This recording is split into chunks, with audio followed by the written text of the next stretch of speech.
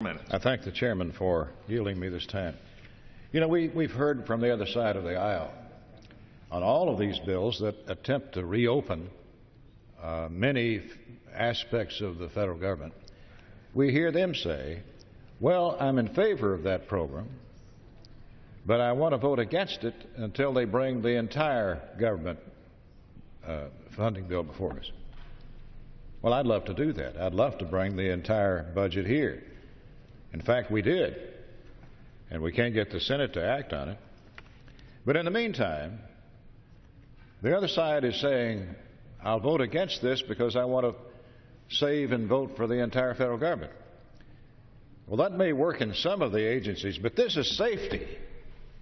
This is the safety of people flying the skies of this country and the world. You don't want to delay safety until you can vote on a bigger bill. I think it's irresponsible not to support the safety of our people in the skies. Now, this bill provides funding to resume operations within FAA that are critical to the safety of our skies and our aircraft fleet.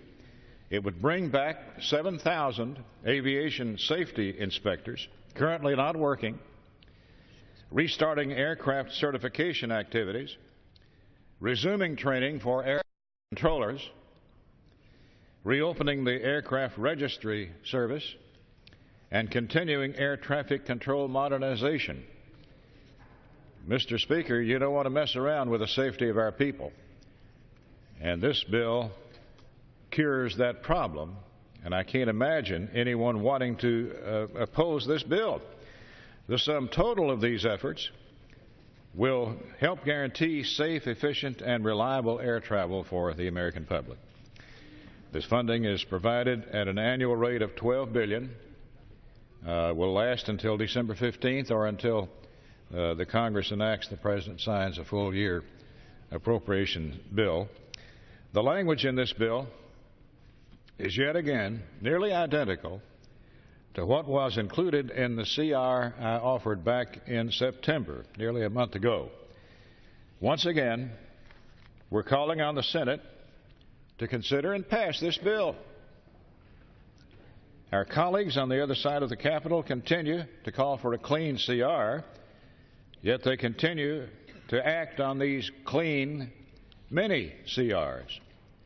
The House has put forward a plethora of options to fund the federal government.